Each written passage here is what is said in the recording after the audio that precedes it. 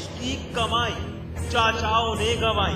कभी चाचा आजम ने बढ़ाई आफत, कभी शिवपाल ने किया परेशान। चाचा रे चाचा। नमस्कार। उत्तर प्रदेश सरकार आजकल मुश्किल में है और मुश्किलों की जड़ में है चाचा। आप सोच रहे होंगे भला कोई इंसान या यूं कहें कोई चाचा सरकार के लिए मुसीबतें कैसे खड़ी कर सकता है। तो जनाब आपको बता दें कि ये कोई मामूली चाचा नहीं है, ये बड़े वाले चाचा हैं, हाई प्रोफाइल चाचा हैं। सूबे के मुख्यमंत्री अखिलेश यादव के माननीय चाचा श्री 1008 शिवपाल जी यादव महाराज, जो उत्तर प्रदेश सरकार में रुतबेदार मंत्री भी हैं, लेकिन ऐसा लगता है कि इन्हें अपने भतीजे की खुशी, उसकी तरक्की, उसका इकबाल मंजूर नहीं।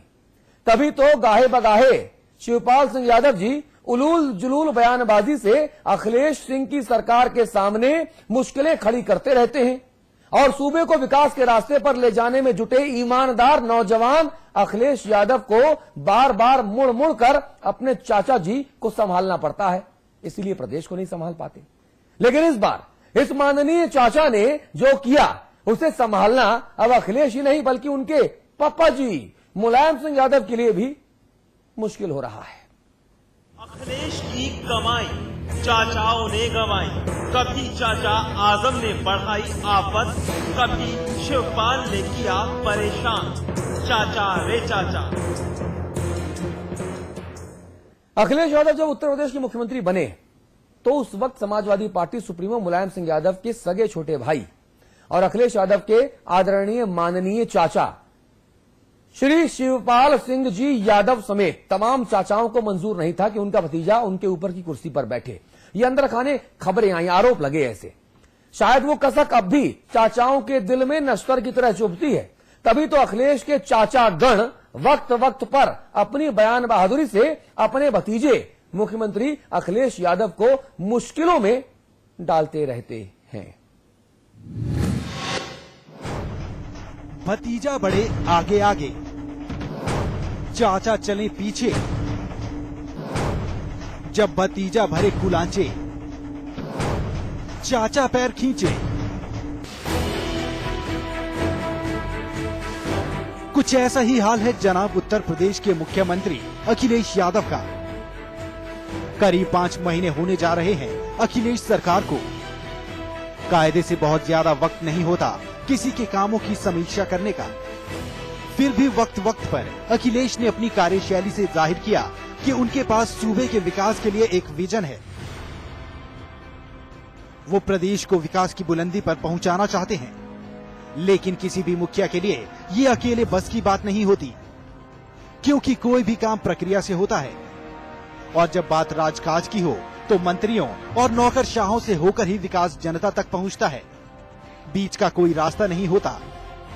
अब मुख्यमंत्री लाख योजनाएं बनाते रहे, जब उनके सिपह सालार, उनके मातहत मंत्री और उनके नीचे के अधिकारी कर्मचारी काम नहीं करना चाहें, तो भला मुख्यमंत्री क्या कर सकते हैं। दरअसल जब उत्तर प्रदेश विधानसभा चुनावों में साइकिल ने हाथी पर चढ़ाई की तो मुख्यमंत्री की कुर्सी को लेकर बड़ी कशमकश थी। कशमकश इस बात की कि नेताजी मुख्यमंत्री की कमान संभाले या उनके बेटे अखिलेश यादव, क्योंकि नेताजी इस बात का मन बना चुके थे कि अब वक्त आ गया है कि अखिलेश को मैदान में उतार दिया जाए। लेकिन पार्टी के तमाम वरिष्ठ नेताओं की ख्वाहिश थी कि नेताजी ही मुख्यमंत्री बने। आखिरकार अखिलेश की ताजपोशी हो गई, लेकिन जिस बात का डर था वही हुआ, क्योंकि नेताजी ने अखिलेश के जिन चाचाओं को अखिलेश के सहयोग के लिए नियुक्त किया था, लगता है वही अब रह रहकर अखिलेश के लिए मुश्किलें खड़ी करने लगे हैं। अशोक तिवारी, लखनऊ, समाचार प्लस। एक तरफ तो पूरे देश में भ्रष्टाचार के खिलाफ आंदोलन का माहौल है, वहीं उत्तर प्रदेश में मुख्यमंत्री अखिलेश यादव के माननीय प्यारे दुलारे शिवपाल चाचा अपने अधिकारियों को भ्रष्टाचार का पाठ पढ़ाने में लगे हुए हैं। अगर शिवपाल यादव चाचा की माने तो काम करने वाले अधिकारियों को थोड़ी बहुत चोरी करते रहनी चाहिए। यूं कहें कि वो सूबे के अधिकारियों को भ्रष्टाचार का लाइसेंस देना चाहते हैं तो गलत नहीं होगा। पहले जोश में दिया बयान, फिर होश में सफाई। अब क्या करे सफाई, जब हो गई जल हंसाई।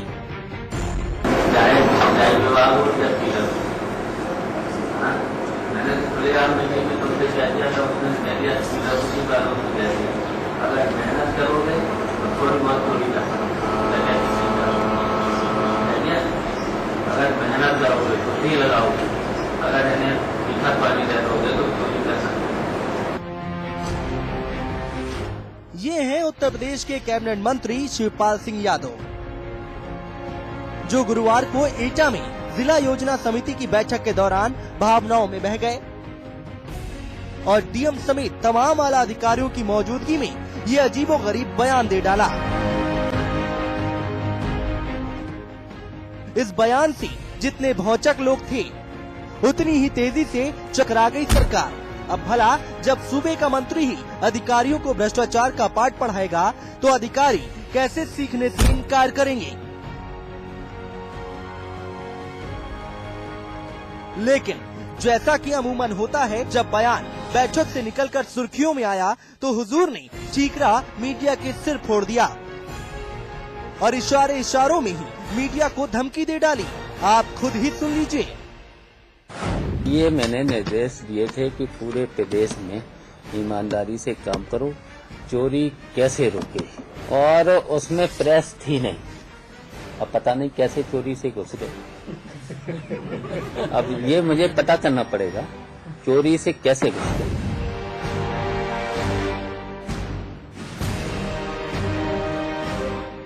अब सरकार मुश्किल में क्यों न पड़े, आखिर विपक्ष को बैठे बिठाए मुद्दा जो मिल गया था। जिला योजना की आहूत बैठक में प्रभारी मंत्री की हैसियत से ये कहे कि आप काम करो तो कुछ चोरी कर सकते हो, ये बहुत ही शर्मनाक बयान है। अब मुश्किल ये है कि पहले से ही वक्त वक्त पर लानत मलानत झेलने वाले नौकरशाह शिवपाल यादव के पहले बयान पर अमल करें या दूसरे बयान को सच माने, क्योंकि इसी समाजवादी पार्टी के राम गोपाल यादव गाहे बगाहे सरकार की खामियों का चीकरा नौकरशाहों पर फोड़ते रहते हैं। बहरहाल अधिकारी जो भी सीखें, जो भी समझें, लेकिन सूबे की जनता की पेशानी पर लकीरें तो खिंची गई हैं कि भैया जाए तो जाए कहां, यहाँ तो बड़ी अंधेर है। अशोक तिवारी, लखनऊ, समाचार प्लस। और इस वक्त हमारे साथ स्वामी प्रसाद मौर्य जी हमारे साथ जुड़ गए हैं। आप बहुजन समाज पार्टी के बहुत बड़े नेता हैं, मायावती जी के बहुत करीबी हैं। आप बहुजन समाज पार्टी के महासचिव हैं और नेता प्रतिपक्ष हैं। मौर्य जी, इसे कहते हैं कि चौबे छवे बनने गए, दुबे बन के लौटे। जी। ये जो बयान दिया शिवपाल जी ने, ये कहते हैं साहब मीडिया वाले चोरी से कैसे घुस गए, मैं इसका पता लगाऊंगा। अरे तुम खुद चोरी की सीख दे रहे हो यार, और दूसरों को बोल रहे हो कि मीडिया वाले कैसे घुसे। क्या कहेंगे इस पर आप? स्वाभाविक रूप से समाजवादी पार्टी सरकार के एक वरिष्ठतम मंत्री द्वारा जी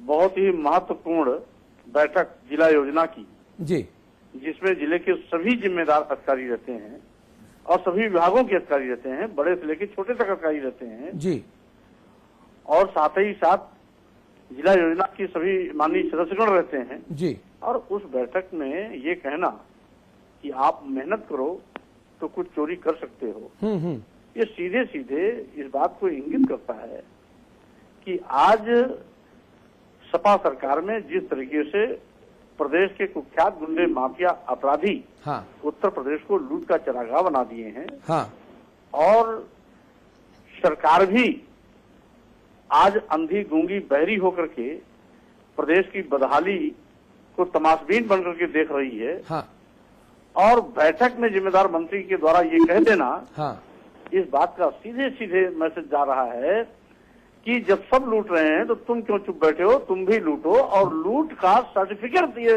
कह करके दिया जा रहा है, जी। ये लूट का प्रमाण पत्र दिया जा रहा है कि तुम लूटो, जी हमारा हाथ तुम्हारे ऊपर है। जी। बहुत ही दुर्भाग्यपूर्ण बयान है। मौर्य जी, मुझे बताइए, क्या ये माना जाए कि ईमानदार मुख्यमंत्री, नौजवान मुख्यमंत्री, कम अनुभवी मुख्यमंत्री चाचाओं के चक्कर में इस कदर उलझ गए हैं कि वो अपनी ईमानदार छवि को बचा के नहीं रख पा रहे? वो प्रदेश के विकास में ईमानदारी से काम करना चाहते हैं, मुझे पता है अखिलेश जी करना चाहते हैं काम, आप भी ये बात मानते होंगे, लेकिन जब चाचाओं के चक्कर से निकल पाए तब ना। ये तो मैंने बहुत पहले ही कहा था कि उत्तर प्रदेश के जो माननीय मुख्यमंत्री हैं श्री अखिलेश यादव जी, वो तो बेचारे हैं, असहाय हैं, लाचार हैं, मजलूम हैं।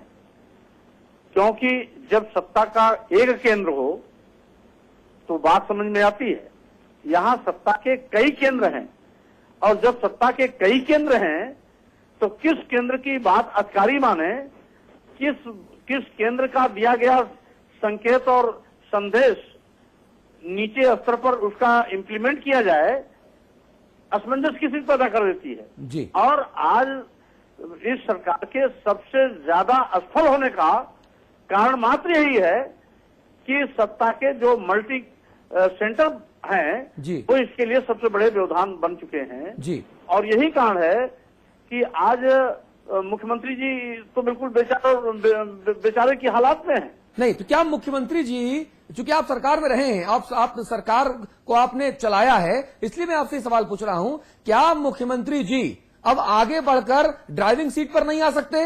वो साफ बोल देंगे भैया देखिए ऐसा है, आप लोगों के बयानों से बड़ी छीछा लेदर हो रही सरकार की, कृपया आप लोग चुप रहें। और मुलायम सिंह जी पहले बात कह चुके हैं, देखिए कि साहब केवल 4 लोग बोलेंगे, जिसमें वो खुद हैं, अखिलेश जी हैं, राजेंद्र चौधरी जी हैं और रामगोपाल यादव जी हैं। फिर ये 5वें लोग जब मीडिया के सामने बोलते हैं, क्या इनको मीडिया में छपास और दिखास रोग है क्या? नहीं, मीडिया में तो वो खैर नहीं बोल रहे थे। श्री शिवपाल जी जिला योजना की बैठक में थे जी, और जिला योजना की बैठक में बातचीत के दौर में उन्होंने इस प्रकार की बात कही है जी। तो जिला योजना बहुत महत्वपूर्ण बैठक होती है, किसी भी जिले की जिला योजना बैठक बहुत ही महत्वपूर्ण बैठक होती है जी। और उसमें शिवपाल जी केवल ऐसे वक्ता के रूप में नहीं गए थे, वहां पर ये प्रभारी मंत्री के रूप में गए थे जी। और प्रभारी मंत्री किसी भी जिला योजना की बैठक का सबसे महत्वपूर्ण पार्ट होता है, वही ऑल इन ऑल होता है जी। और वो कह रहा है जिला योजना की बैठक में कि मेहनत करो तो कुछ चोरी कर सकते हो जी। जो इस बात को सीधे सीधे सर्टिफिकेट दिया जा रहा है कि आप उत्तर प्रदेश को लूटो, हमारी ओर से आपको खुली छूट जी। है और खुली छूट देना हम समझते हैं ये उत्तर प्रदेश के लिए सबसे बड़ा जी आज शर्म का विषय है जी। कि उत्तर प्रदेश जैसे प्रदेश का एक जिम्मेदार और बहुत ही बड़ा मंत्री इस प्रकार की बात कर रहा है जी। हम समझते हैं समाजवादी पार्टी जी सरकार जी। आज उत्तर प्रदेश की जनता के विश्वास को खो दिया है। जी। उत्तर प्रदेश की जनता ने जिन अपेक्षाओं के साथ पूर्ण बहुमत की सरकार बनाने ठीक का है। जनादेश दिया था, ठीक है। आज उस जनादेश का ये माहौल उड़ाया जा रहा है, उत्तर प्रदेश की जनता का मजाक बनाया जा रहा है और उत्तर प्रदेश की जनता को ठेंगा दिखाया जा रहा है मौर्य जी। कि आज हम सत्ता में हैं और हमारी मनमानी चलेगी, जी।